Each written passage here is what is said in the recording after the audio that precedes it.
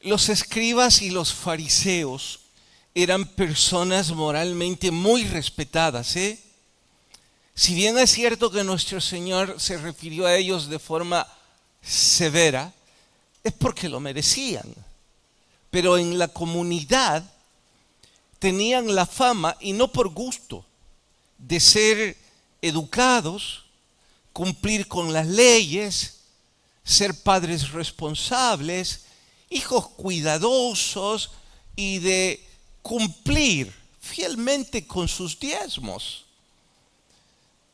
Me disculpo si parezco grosero, pero yo diría, mejor que algunos de nosotros aquí. No, mejor digo, bastante mejor. En ese contexto, ellos demandaron a nuestro Señor una señal que comprobara que Él era el Mesías. Dirán algunos, pero vamos, ya hizo suficientes. Sí, pero ellos están diciendo, mire, algo más grande, algo que nos deje a todos extasiados y convencidos de que usted es el Mesías. Pues bien, nuestro Señor nos permite ver cuando menos tres cosas en este contexto. Uno, les llama a ellos en forma puntual, generación mala y adúltera. Y ya les dije, eran considerados todo lo contrario. Que nuestro Señor exageró, no puede ser. Bueno, ¿a qué se refería entonces? Si ellos eran educados, eran personas conciliadoras en la comunidad, cumplían con las leyes. Segunda cosa, sí les dijo cuál sería esa señal sobrenatural que ellos demandaban, que ya se las explico luego. Y tercero, les demostró que la moral que ellos practicaban, aun cuando la comunidad los aplaudía, puede convertirse en uno de los peores pecados, si es que existe una lista de cuál es el mejor y cuál es el peor. Pues bien, eso y más vamos a estudiar en el sermón de hoy titulado La moral puede ser un grave pecado. Antes de darles la cita, les animo a que piensen dos veces en el sugestivo título que he intentado colocar a este estudio. La moral puede ser un grave pecado. Digo sugestivo porque todos entendemos que la moral es algo que el Evangelio persigue, es algo que deberíamos aplaudir, es una meta a alcanzar, pero resulta que ahora estoy insinuando, estoy sugiriendo, no, ¿qué va? Estoy afirmando que la moral puede ser un grave pecado. Vayan a capítulo 12, Evangelio de Mateo, vamos hasta el verso 38. Capítulo 12, Mateo, verso 38. ¿Listas sus Biblias? Dice, entonces respondieron algunos de los escribas y de los fariseos diciendo, Maestro, deseamos ver de ti señal. Él respondiendo les dijo, noten que yo no exageré, generación mala y adúltera demanda señal, pero señal no les será dada sino la señal del profeta Jonás. Paren, no dijo, no les voy a dar la señal que demandan. Dijo, no voy a satisfacer vuestro capricho. Voy a darles la señal que yo quiero darles. Y la explica, verso 40. Porque como estuvo Jonás en el vientre del gran pez 3 días y 3 noches, así estará el Hijo del Hombre en el corazón de la tierra 3 días y 3 noches. Los hombres de Nínive se levantarán en el juicio contra esta generación y la condenarán. Pare, ¿qué? ¿Acaso ¿Sí exageró o fue un comentario un tanto amarillista al decir que los hombres de Nínive se iban a levantar? ¿Qué quiso decir? Porque ellos, sigo leyendo, se arrepintieron en la predicación de Jonás. Y he aquí, más que Jonás en este lugar. Esto significa, aquí hay alguien muy superior a Jonás predicándoles. Y ustedes igual no se arrepienten. Verso 42. La reina del sur se levantará en el juicio de esta generación. Esa es la reina de Saba, para los que no lograron identificarla. Y la condenará, porque ella vino de los fines de la tierra para oír la sabiduría de Salomón. Deténganse un minuto. ¿Qué es los fines de la tierra en este contexto?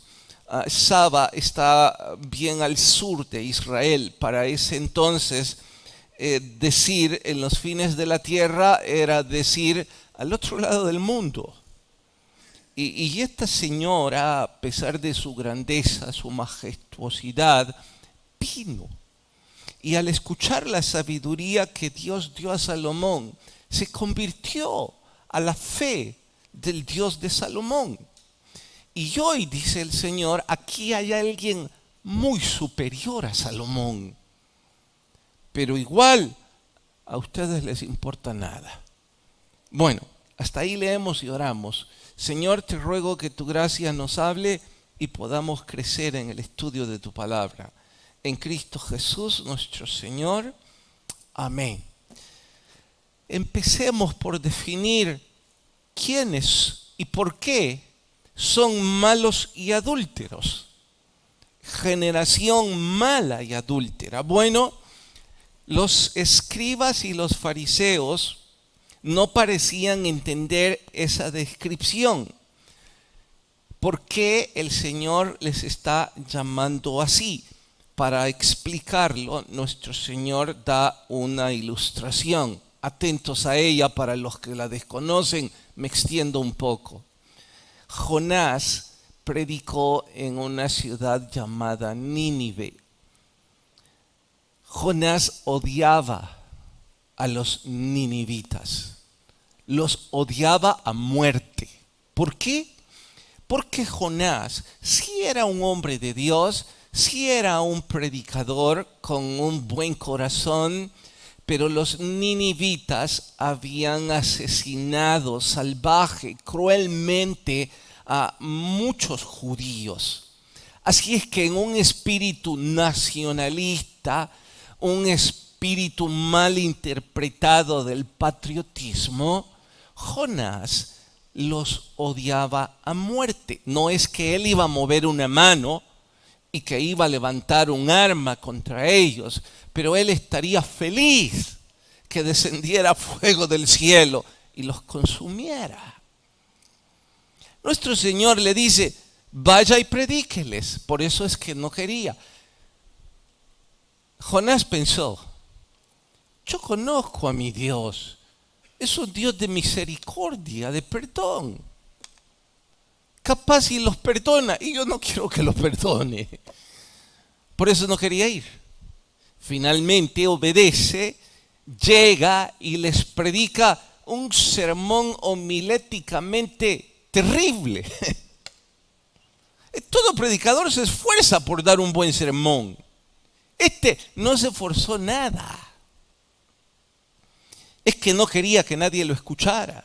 Así que entre dientes dio su sermón. ¿Y saben qué tipo de sermón fue? Un sermón condenatorio. Punto. Dios dice que de aquí a unos días Nínive será destruida. Adiós. Vamos, ponele pasión. Decirles, arrepiéntanse. No, si no quiero que se arrepientan.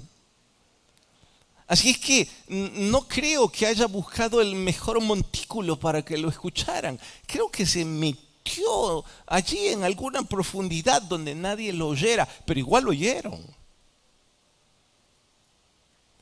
Y tan buen resultado tuvo que su corto mensaje se propagó por toda la nación al punto de que aún el rey se arrepintió y convirtieron su vida al Dios de Israel. Pues bien, el segundo ejemplo que nuestro Señor pone es algo similar sucedió con la señora que vivía al otro lado del mundo. Escuchó de la gloria de Dios por Salomón, vino a escucharlo, vino a oírlo, descubrió que la gloria de Dios era bastante superior a los rumores y también se convirtió. En contraste, dice, ustedes, los fariseos, los escribas, en resumen, la nación judía, han tenido no a Jonás como predicador,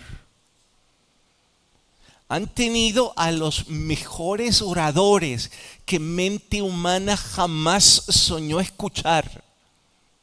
Han tenido a Isaías, han tenido a Jeremías. Ambos hicieron todo lo que un artista podría intentar. No solo dije un orador, dije un artista. Ellos ilustraban, vivificaban sus sermones, los gritaban con pasión, los dramatizaban. Esos dos, entre otros 20, de la talla de esos dos gigantes.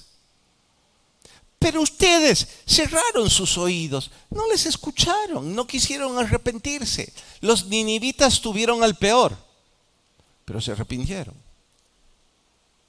Ustedes tuvieron a los mejores y les importa un comino. En cuanto a la señora que vino del otro lado del mundo, rica, poderosa, no le faltaba nada. Pero vino, escuchó y también se convirtió. Pero ustedes, no.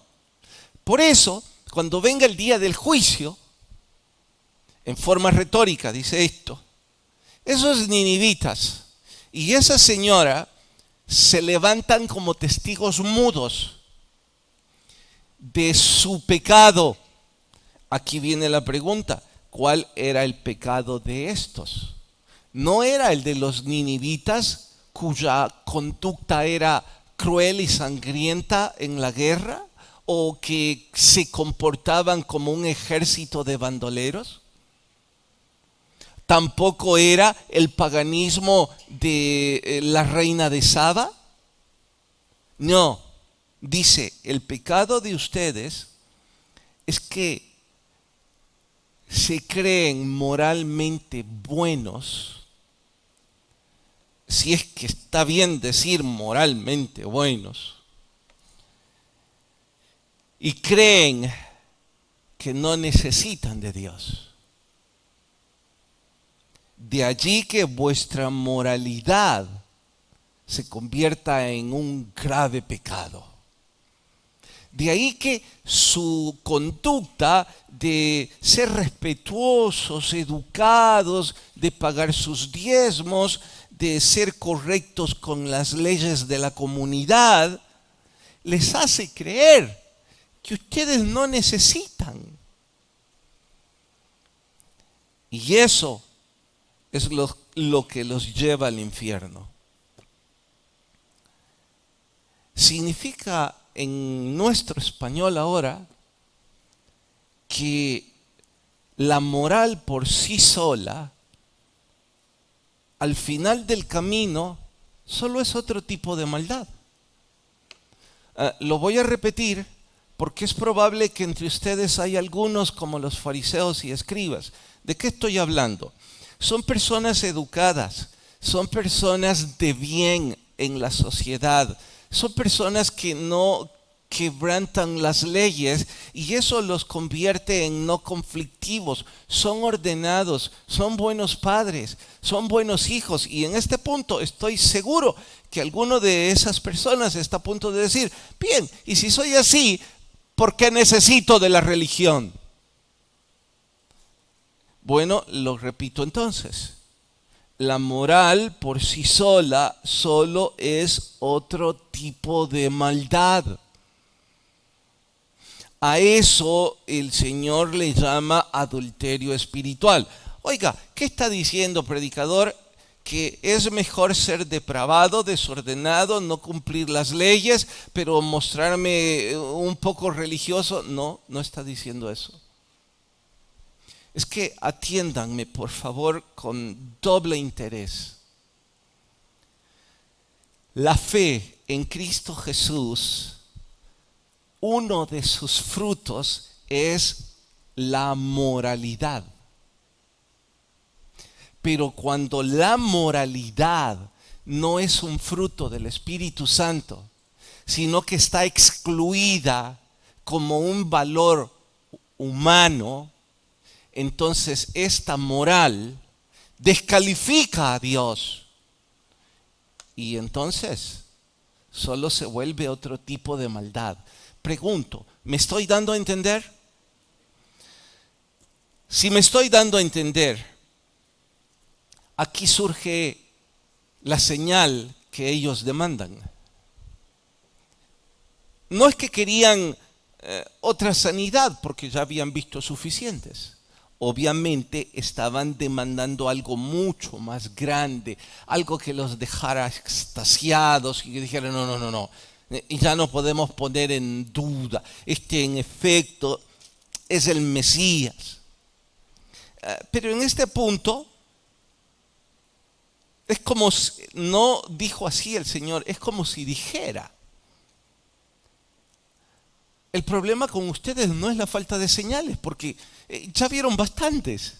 Además de los milagros de sanidad, ya vieron muertos resucitar. ¿Quién más puede hacer eso? Ustedes no necesitan milagros.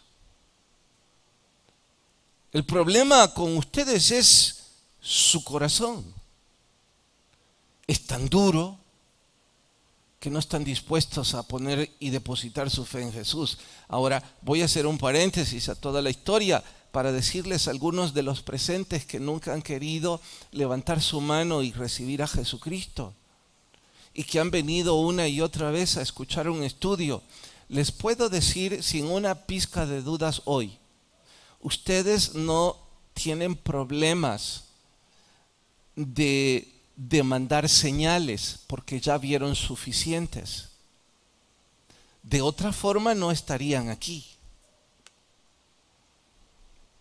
El problema con ustedes es que su corazón es tan duro que no están dispuestos a rendir su vida al señorío de Cristo. Exactamente como estos, peor aún. Ustedes creen no necesitarlo.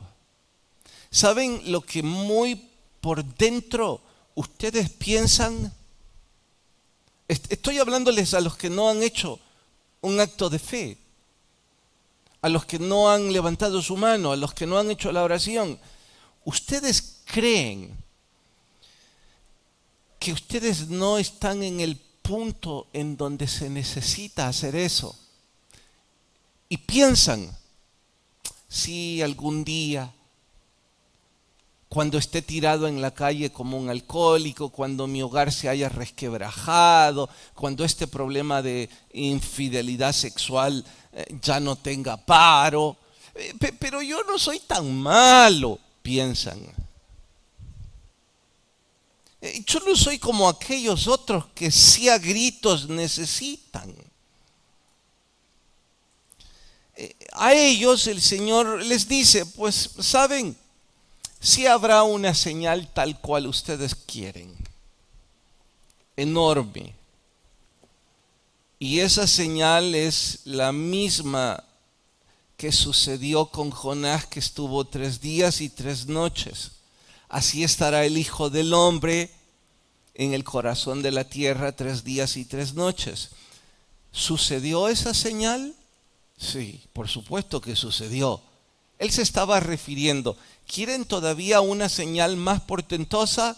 Bueno, voy a morir en la cruz, estaré 3 días y 3 noches en las profundidades de la tierra y voy a resucitar al tercer día. Dijo que sucedería y sucedió. ¿Ellos depositaron entonces su confianza en el Señor Jesucristo? No. No era otra señal lo que necesitaban. Su problema era la dureza de su corazón. ¿Saben qué entonces puedo decirles a los que no quieren rendir su vida al Señor Jesucristo? Si alguna vez a usted se le ocurrió la ilusa fantasía, si yo viera un milagro, si uno de mis parientes muertos regresa de la tumba y me dice que sí hay un cielo, que todo esto que los predicadores dicen es cierto, entonces con una señal así yo me vuelvo al Señor. Mentiras, no lo harán. Tienen tan duro corazón que no lo harán, porque ellos no lo hicieron. Y en semejantes condiciones, pues las reformas son inútiles y la moral también. ¿Qué está diciendo ahora, pastor, de que la reforma es inútil? Atentos. La moral, el patriotismo, la lealtad, los derechos civiles, los valores tradicionales y otros como esos son inútiles porque no nos llevan ni nos acercan a la vida eterna. Al contrario, a veces nos alejan de la vida eterna. Pastor, ya entendí menos. Tanto que batalla la gente para ser un poco mejor y ahora usted dice que eso nos aleja. Es que, oigan, al revisar la historia bíblica, ustedes descubren que las prostitutas, los publicanos y otros que moralmente eran rechazados por la comunidad, tenían grandes dificultades para ellos depositar su vida en Cristo Jesús. No. Ellos no tenían problemas.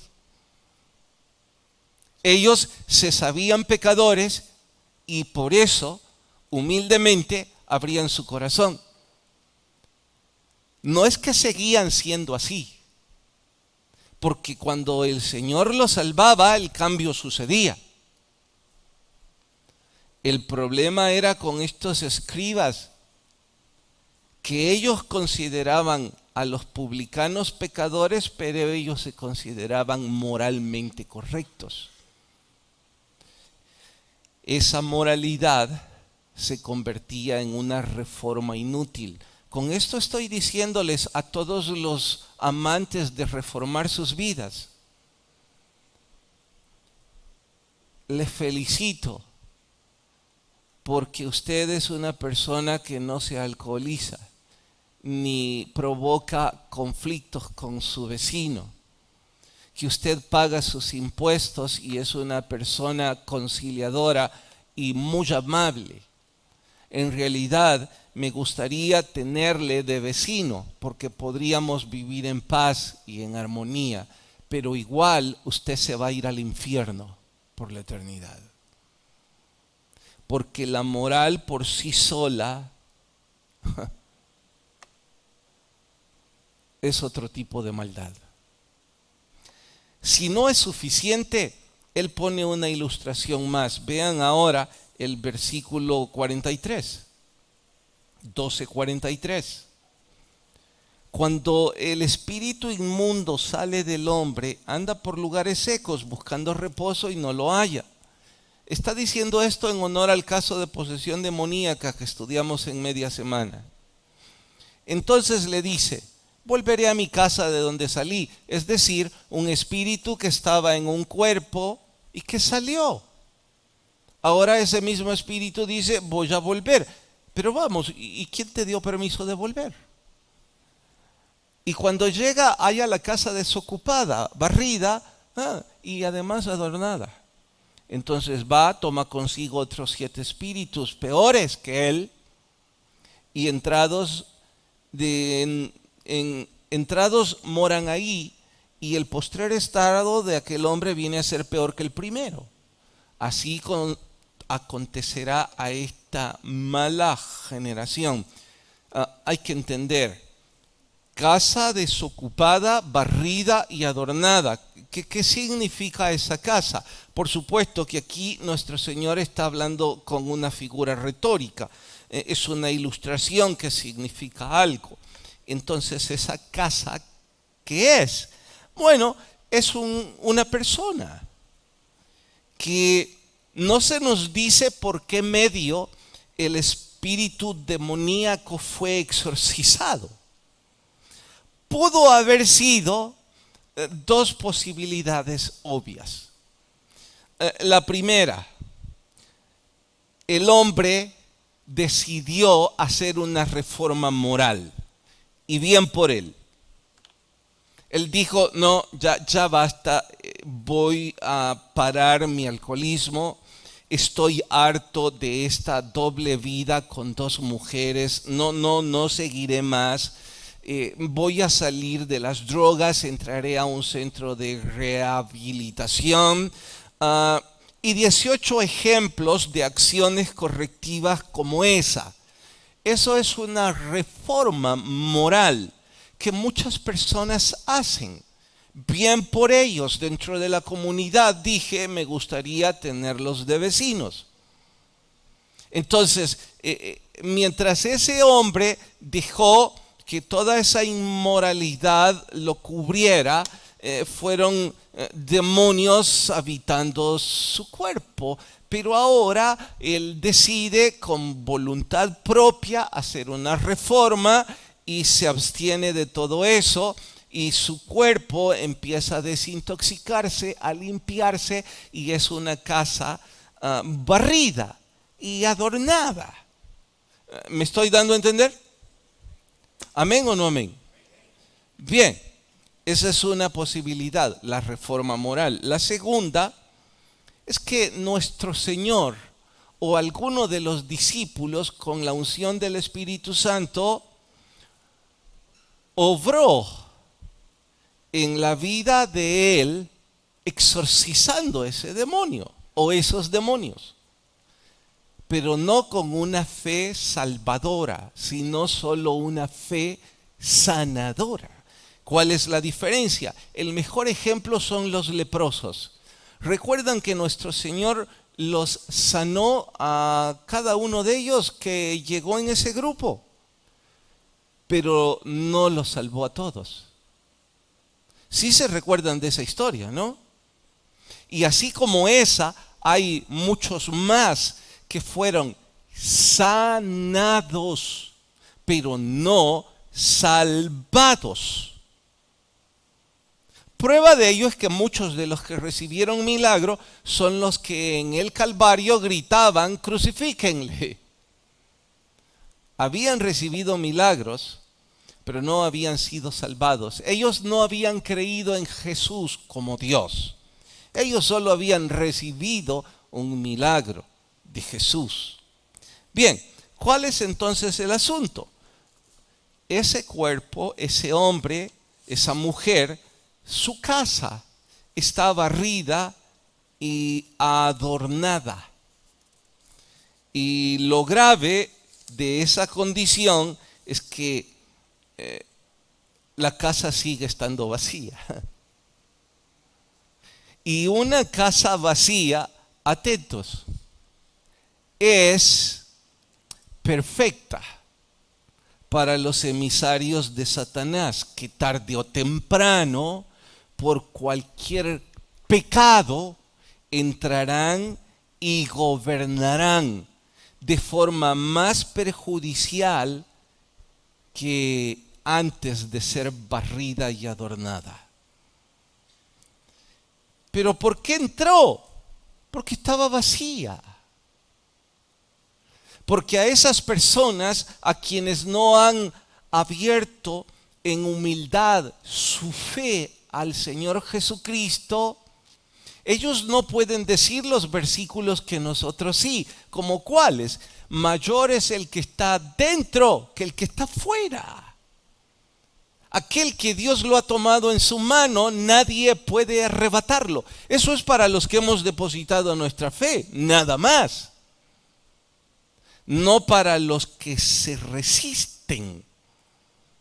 Así es que no necesito ser un profeta para decir, un individuo reformado pero no convertido, con el tiempo será exactamente como el perro. Pastor, es grosero lo que acaba de decir. Pues lo voy a repetir porque no lo estoy diciendo yo, sino que el Señor Jesucristo. Una persona reformada pero no convertida, con el tiempo volverá a ser como el perro. ¿Por qué? Porque nuestro Señor dijo que el perro vuelve a su propio vómito. ¿Sabe por qué el perro vuelve a su vómito? ¿Alguna vez lo pensaron? No sé si tienen mascotas en sus casas, yo la tengo y es molesto porque mi esposa trata de que coma bien. Pero si alguna vez vomita, el muy necio va por su vómito. ¿Pero por qué hace eso? ¿Alguien tiene idea por qué hace eso? ¿No? Es profundo, esto es filosófico. Quizá por eso nunca se lo respondieron. Les diré por qué el perro vuelve a su vómito. Lo hace porque es perro. Filosófico. Esa es su naturaleza. Para que el perro no haga eso, tendría que ser transformado en una nueva criatura. Y ese es el punto. Para que usted y yo no volvamos al error, necesitamos una fe que transforme nuestra vida. Lo triste es que hay algunos que eso no les importa. Y para terminar este tema, nuestro Señor lo ilustra con su mamá y sus hermanos llegando. Versículo 46. Mientras aún hablaba la gente, su mamá y sus hermanos estaban fuera y le querían hablar. Él dijo, he aquí tu madre. Alguien le dijo, tu mamá y tus hermanos están ahí. Él les dijo, ¿y quiénes son mi mamá y mis hermanos? Y señaló a sus discípulos y les dijo, aquí están mi mamá y mis hermanos. Todo el que hace la voluntad de mi Padre, este es mi hermano, mi hermana y mi madre. La gente necia e incluso algunos predicadores, y no sé si lo hacen con malicia o por ignorancia, y tampoco me importa, ocupan este texto para decir que nuestro Señor mostró cierto despecho por su mamá y por sus hermanos. Por Dios, ¿en qué cabeza les cabe semejante postura? Sería una mala educación que nuestro Señor hiciera eso. Por otro lado, la Biblia dice que nuestro Señor amaba a su mamá. ¿Recuerdan que en la cruz todavía estuvo preocupado por ella y le dijo a Juan, la vas a cuidar como si fuera tu mamá? En cuanto a sus hermanos, no hablaré de los demás, pero hablaré del mayor, su medio hermano, Santiago. Nuestro Señor sabía que él iba a ser el líder de la iglesia en Jerusalén. ¿Cómo lo iba a maltratar y a desatender? Cuando él dijo, mi mamá y mis hermanos, no dijo, yo no quiero nada con esos. Sí, es cierto que para ese punto, ellos todavía no creían en Jesús como Dios. De hecho, uno de mis referentes dice en su escrito que lo más seguro es que su familia estaba intentando, y por eso lo buscaron, disuadirle, porque ya habían oído las noticias de que querían capturarle. El interés de la mamá y de los hermanos era advertirle, te va a pasar algo, te tenés que cuidar. La Biblia no lo dice, esa es la opinión de ese escritor. Nuestro Señor no mostró despecho. Nuestro Señor les dijo a todos los que estaban escuchando, oigan, para ser mi mamá y mis hermanos, tienen que ser como estos. ¿Quiénes eran estos? Los discípulos. Los que han depositado su fe en mí como Dios. A ellos se les puede llamar mi familia. Y ese es el punto final de este tema. Nuestro Señor no está hablando de una reforma moral, sino de una relación personal con Él. Y yo no puedo menos que ahora resaltar eso. Preguntarles si tienen una relación personal con el Señor Jesucristo. Pueden estar seguros que esa relación íntima con Él, uno de los frutos que traerá será la moralidad, porque su Espíritu nos ministrará de tal modo a que nuestra conversión se traduzca en nueva criatura. Nos regresaremos a nuestro vómito.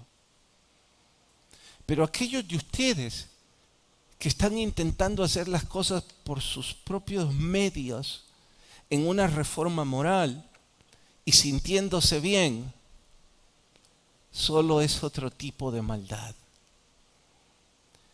Cuando sea el día del juicio, los ninivitas y la reina del sur se levantarán como testigos para condenarles y decirles que hubo un predicador que se los advirtió, que usted tiene un corazón tan duro que le impide una relación con Cristo. Quiera Dios que no haya nadie así aquí. Vamos a orar.